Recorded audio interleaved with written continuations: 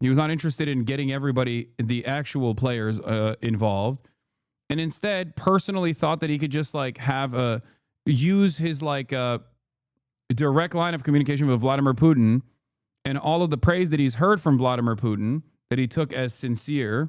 He foolishly thought, as long as I follow through on whatever the Vladimir Putin demands of me, then I'll be able to pack this up. Trump has now arrived at the Democratic Party's conclusion on Ukraine. It seems this is another I told you so moment. I did think maybe Trump could present an alternative with Vladimir Putin, but no such alternative can exist without getting China to the table. And considering that Donald Trump has been incredibly antagonistic towards China and weirdly conciliatory towards Russia for no reason other than the fact that I think he wants to have sex with Vladimir Putin while simultaneously on his proxy, Ukraine, Donald Trump has now finally arrived at the Joe Biden position, which is crazy. As someone who's in favor of a ceasefire where Russia scales back its military conquest in Ukraine in an effort to avoid further death and further collapse, I thought maybe there was a moment there. There was a pathway there. It was unlikely. And of course, all of that fell apart as soon as this started on Zelensky. And as I said, American foreign policy is uniparty regardless.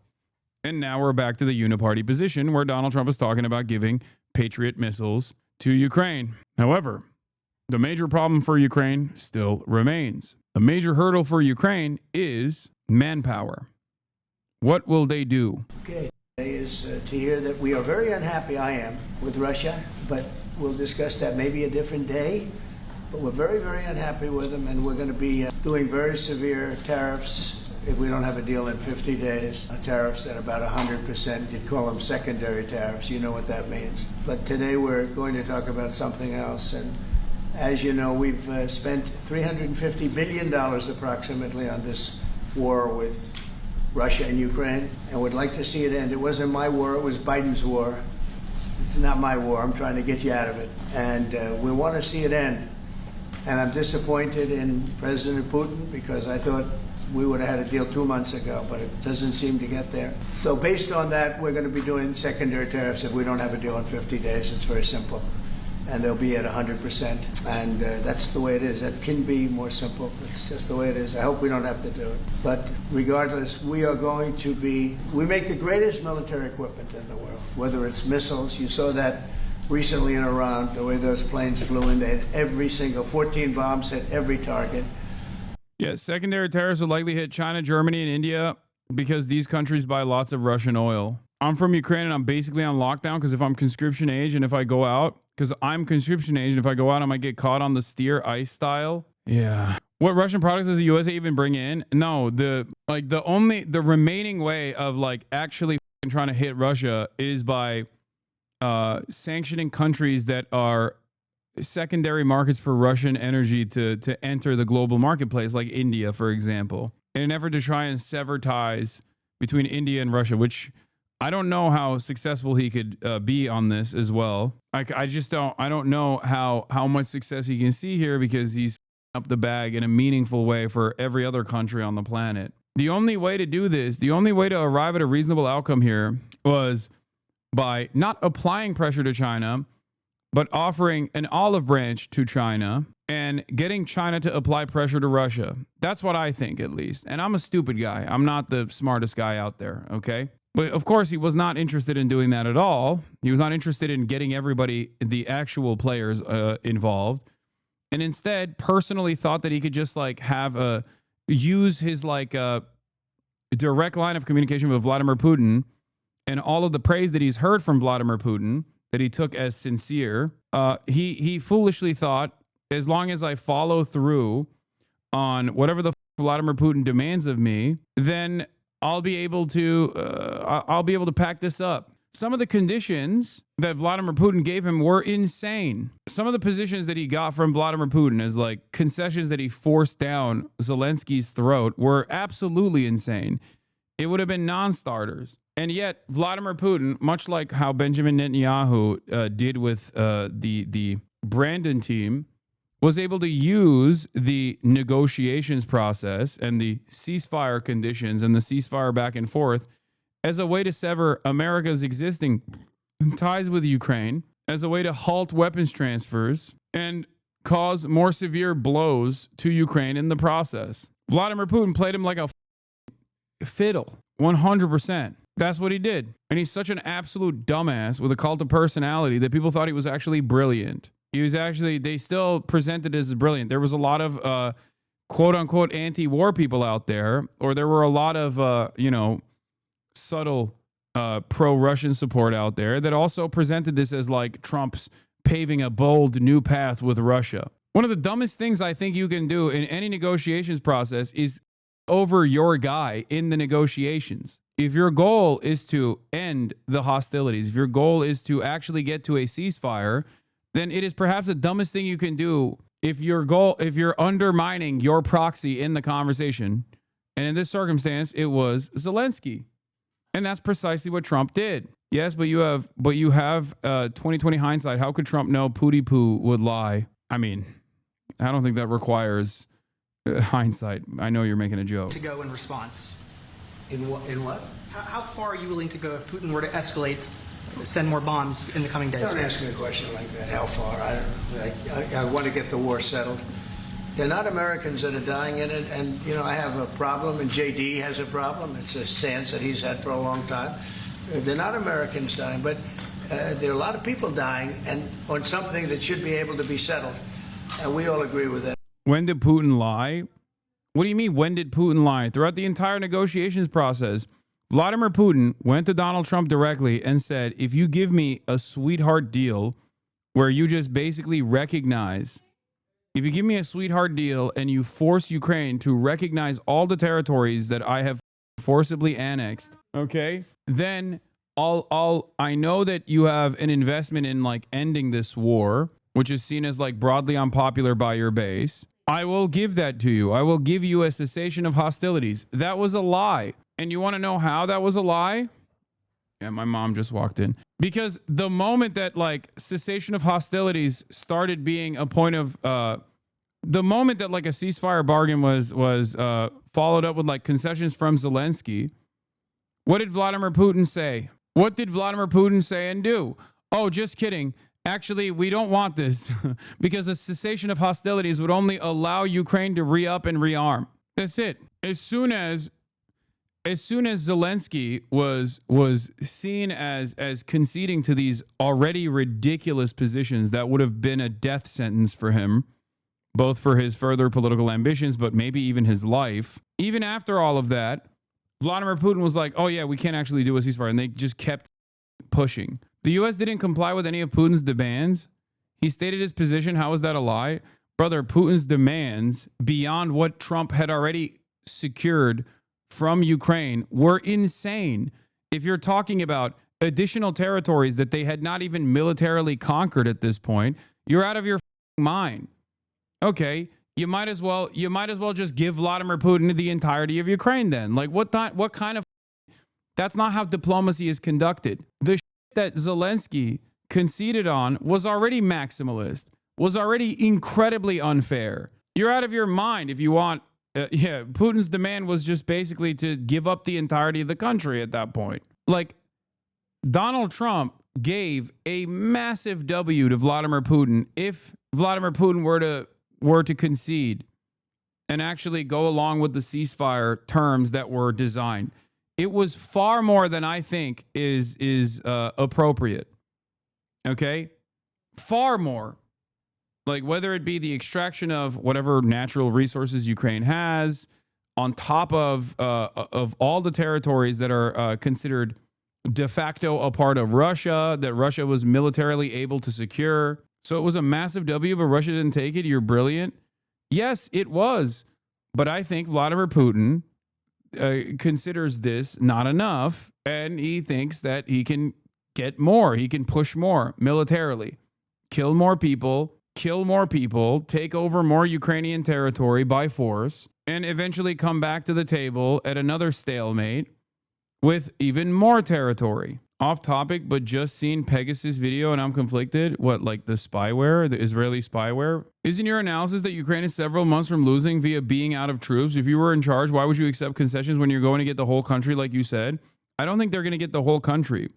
And even if they were to take over more territory, I never said that Russia would be able to annex the entire country and maintain it militarily. I think that's a long-standing death sentence. Ukraine has a right to self-determination, but without an army, they can't enforce it. My analysis in this regard is that you can't get Russia to do anything. You can't concede because it's a foreign adversary that has designed its entire economy around American sanctions. So you have to bring in other people, major partners of Russia, to the table, China being one of them, to once and for all pack this up. If your goal is truly to get to some kind of cessation of hostilities, then that's what you have to do. Trump didn't do that. He just undermined his own proxy and thought that that would allow that, and gave a sweetheart deal to Vladimir Putin, thinking that this would allow Vladimir Putin to come to the table and say yes. So he spent all of his social and political capital on Zelensky, and now he has to go back on that and give more money and more weapons to Ukraine, which is the exact opposite of his campaign promises, which puts him at odds with some members of his base, at least. This group of people, we want to defend our country, but, ultimately, having a strong Europe is a very good thing. It's a very good thing. So I'm okay with that. Yeah, please, in the back. Yeah, Putin escalates. What is this? If your membership in a military alliance is viewed as an active threat by a country, they will act with force against it. Can Mexico join a military alliance with China? By your logic, yes. Would the U.S. government tolerate that? No. Okay. First of all, I understand the NATO posturing playing a role in this. What the one, not only am I anti-NATO, but two, I've also talked about how Biden this. I mean, it goes back beyond Biden. It goes back all the way to George W. Bush saying on his way out that he was going to bring Georgia and Ukraine into NATO. Okay. Very quickly after that, Russia seized control over Georgian territory. Okay. Making that already impossible situation even less possible. And now what Vladimir Putin did in Georgia, he's basically doing in Ukraine as well, in a way worse and way more bloody fashion. So every step of the way, there could have been assurances, and also there was no real interest from any of the Western nations in terms of bringing Ukraine into NATO anyway. Vladimir Putin knew that. If I know that, he knows that. So he's just using that as a reason for why he wanted to militarily handle Ukraine. He already had tremendous control over two territories, LPR and DPR, in Ukraine. There was already active conflict going on there. He had already forcibly taken over Crimea, which was still seen as Russian territory. No country is going to allow a nation that has been occupied by Russia into NATO anyway. Every other country understands, even if Vladimir Putin hadn't done that, it's impossible for them to allow Ukraine into NATO and vote for Ukraine to join NATO. Why would they? Russia is a major energy provider, okay? Russia is literally a major energy provider for European countries. If Russia had continued doing trade, they would have been fine. If they continued doing soft power, they would have been fine. Now, they've lost a fuck ton of people in the process, and the entire economy is a war economy. Anyway, here we are. And when it comes to in this endless bloody quagmire. CBS's Jim Laporta has learned a recent defense intelligence assessment shows Ukraine. What is this? There's absolutely no circumstance Putin will stop destroying until it starts hurting his regime. The Syrians didn't kick out Russia by getting China on some table. NATO is no threat to Russia. Bro, you can't be serious if you're talking about Syria. Yeah, we should just bring dude, this is the Ryan Ruth position, ironically. We have 2,000 NATO-trained Afghan soldiers waiting to go. But instead of NATO-trained Afghan soldiers, we should bring the Salafists in to Ukraine and have them fight. We should have the Turkish Free Syrian Army move away from Syria into Ukraine. Just ship them out. Ship all the ISIS-aligned ISIS adjacent groups into Ukraine and have them fight to defend Ukrainian soil. You can't compare Russia's military campaign in Ukraine to Russia's warm water port in Syria. It's not comparable. Shortfall in artillery and in drones will lead to marked Russian territorial gains in 2026, with Russia gaining 7-1 firepower superiority by this winter. How can you get them what they need if Congress will not approve in the House any new funding? Is it what Senator Blumenthal just laid out? Well, just stay tuned for tomorrow's announcement. The idea of America selling weapons to help Ukraine is very much in play.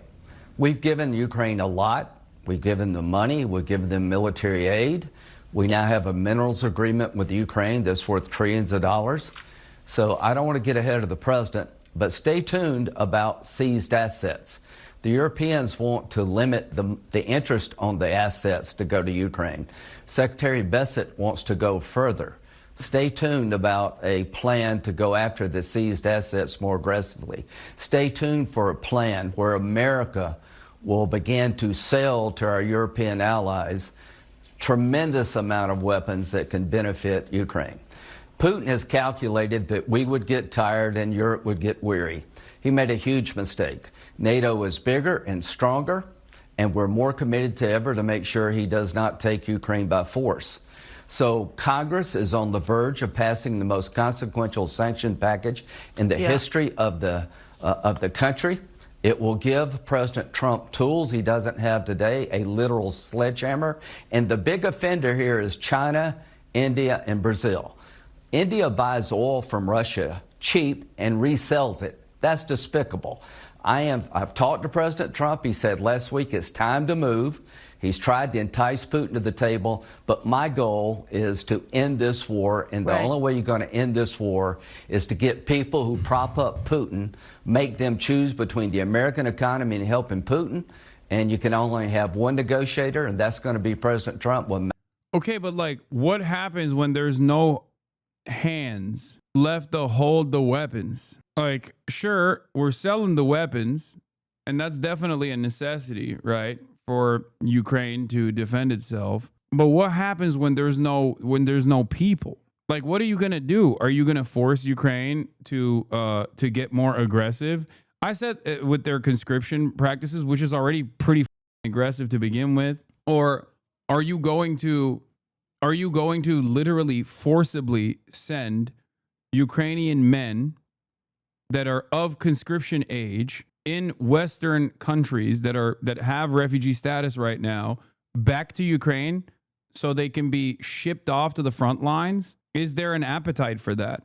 What kind of dangers does that present for Ukrainian stability? What does Ukraine look like 10 years in the future if all of their able-bodied men have been slaughtered in the process of trying to push Russians back like, I don't know, 10 meters? That's it. I don't know where this goes, because there are currently millions of Ukrainian men that live, tens of millions of Ukrainian men and women that live in the United States of America and in Europe. Okay. They got refugee status after Russia invaded Ukraine. Are you going to send those guys back? Are you going to forcibly go and send people back to Ukraine so they can be shipped off to a facility and trained to fight and defend Ukraine? Because without that, I don't see any other way that Ukraine gets to hold out further. Maximum flexibility to end this war. China, India, and Brazil,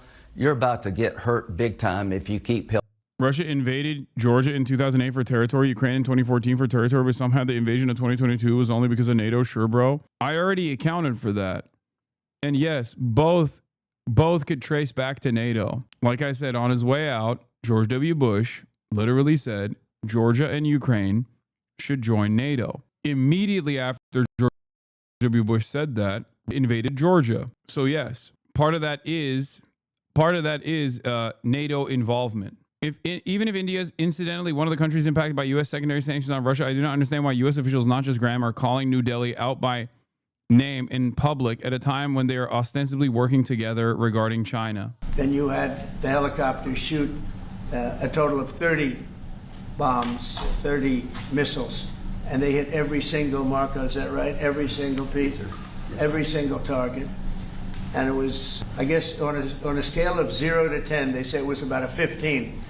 That's how successful it was. That's how lethal it was, a word they like to use nowadays. But it was an amazing, well-organized attack that people in this country wanted to do for 24 years. You know, when we had the pilots in last week, they were saying, sir, we've been practicing this for 24 years, meaning people, not them, but other people that are a little older now.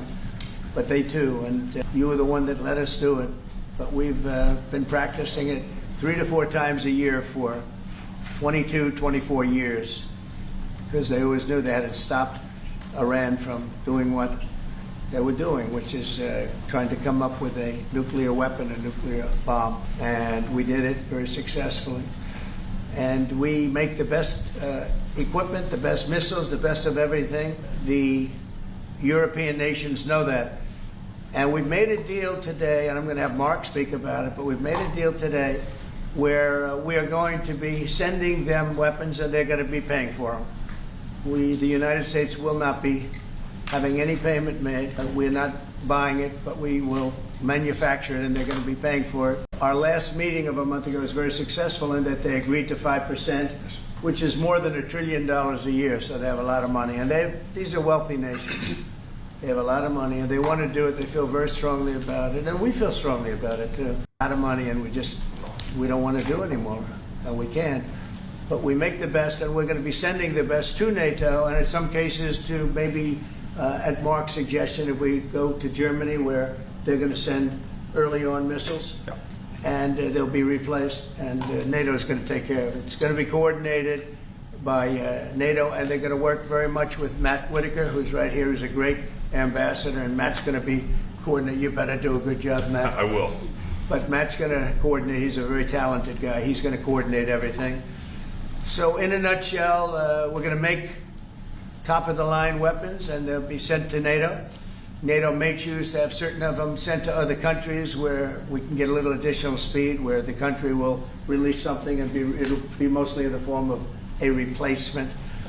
And I'd like to have Mark, and again, just a highly respected, pretty young guy, for having had the career that he's had, because he had an amazing career before going to NATO. So, and we spent a lot of time together over the last couple of months. And if you could say a few words. Absolutely. Thank you. No, Mr. President, this is really big. This is really big. You called me on Thursday that you had taken a decision. And the decision is that you want Ukraine what it needs to have to maintain, to be able to defend itself against Russia, but you do want Europeans to pay for it, which is totally logical. And this is building on the tremendous success of the NATO summit, the 5%. Why is Mark Rutte so cringe? It's because he is the most cucked person on the planet. It's because it goes against everything that Europeans who come from a proud tradition of like maintaining empire, it goes against that. He is the most servile being in the entire European continent. Okay? It's because he just like, he gets on his hands and knees and he sucks Trump dry every day of the week. I mean, he called him daddy. He called him daddy, dude. I mean, it's his job. He's the he's the Secretary General of NATO. It's his job. But it is incredible. He texted him, Daddy Trump. You guys not remember? So if you're European and you feel like, yeah, maybe you believe that like NATO is not a protection racket and it's actually not a way for America to like forcibly sell you arms off of the taxable revenue that you're generating, right? If you're of the mindset that like, well, you know, Putin is going to invade Norway or some shit, okay? And Putin's going to invade all the way to like Eastern Germany once again. And that's why NATO has to exist. Mark Rutte destroys that notion. He literally, or at the very least, like he presents himself as such a servile little cuck that even if you had fears that Berlin would fall to Russian control, all of a sudden you're more focused on how much of a disgusting servile peasant. It breaks any kind of sovereignty narrative that European countries might have ever had. That's why I think people hate him, understandably. Yes, NATO attack, mini F. At the end of the day, European liberals will do whatever America asks of them. It is the left that needs to protest this 5% demand. Labor is literally cutting disability benefits at the same time, raising tens of billions for the military. Yeah, I mean, don't talk to me about the labor movement in the UK. He is now even more hated than when he was prime minister here in the Netherlands. He is known as a suck-up that bows to everyone, foreign or domestic. But also the decision to keep Ukraine strong and the decision to increase our defense industrial production. So based on that... Eurolibs are pissed about the 5% GDP thing. Everyone here hates it. Yeah, no It's the most like burger America ass initiative, dude. 5% of your GDP, it's over. Like, it's so over because that means austerity for all the social safety nets that actually made your lives manageable, okay? It turns every country in the European continent into America, into little Americas, so that you can have F-35 jets. What are you going to do? An F-35 jet is not healthcare, okay? You can't do healthcare with an F-35 jet. I'm sorry. What do you think the 5% is being invested in? What do you mean? American weapons. That's it. You got countries like Germany who think like, oh, we can do a war economy ourselves. We can do military Keynesianism here in Germany. We can basically renazify and remilitarize Germany and become defense contractors ourselves. But that also destroys the entire reason for wanting more. America is demanding more from European countries, so they purchase American weapons. They don't want Europe to become a market competitor. They don't want the European defense industry to become a competitive industry to the American weapons manufacturers. That's it. That was Europe stepping up. This is again Europeans stepping up. So I've been in contact with many countries. I can tell you that at this moment, Germany massively, but also Finland and Denmark and Sweden and Norway, the United Kingdom, the Netherlands, Canada, they all want to be part of this. And this is only the first wave. There will be more. So what we will do is work through the NATO systems to make sure that we know what Ukrainians need, so that we can make packages. Of course, in a way, we discussed. Your encoder is breaking. It's not. It's my ISP. My ISP is busted. How can you fix the Fs, Smokey? I'm willing to hear you out. Let's do it. At the Pentagon, in a way that, of course, the US will keep on its stockpiles necessary to defend this country. That's absolutely clear. But it will mean that Ukraine can get its hands on really massive numbers of military equipment, both for air defense, but also missiles, ammunition, etc., etc. So if I was Vladimir Putin today and hear you speaking about what you are planning to do in 50 days and this announcement, I would reconsider whether I should not take negotiations about Ukraine more seriously than I was doing at the moment, if I was Vladimir Putin. But when I'm Ukraine, I think this is really great news for them. So I really want to thank you for that. And it means the Europeans paying for it. And again, I mentioned all these countries, we will deal with that. And exactly as you said, it might also mean that countries will move equipment fast into Ukraine and then the US later backfilling it because speed is of the essence here. So really, thank you. You did a great job. That's a really great job. He's literally, his position as the general secretary is basically to say, thank you for spitting on my face, Mr. President. Thank you for pissing on me. It is raining. I love it. I love the rain. It's beautiful this time of the year. Thank you. We've been very successful in settling wars. You have India, Pakistan. You have Rwanda and the Congo. That was going on for 30 years. India, by the way, and Pakistan would have been a nuclear war within another week, the way that was going. That was going very bad. Like the one saving grace of liberal, capitalist, liberal democracies in the West was it's diminishing, but still comparatively robust social safety nets and its public goods. And that's going away.